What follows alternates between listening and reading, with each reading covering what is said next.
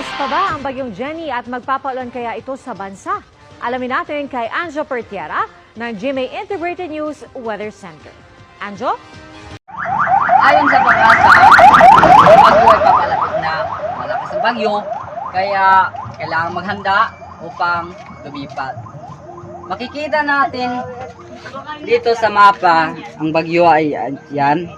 Papunta na dito. At ito, papuntang Pilipinas. Ito ang mga balitang ating nasagap ngayon.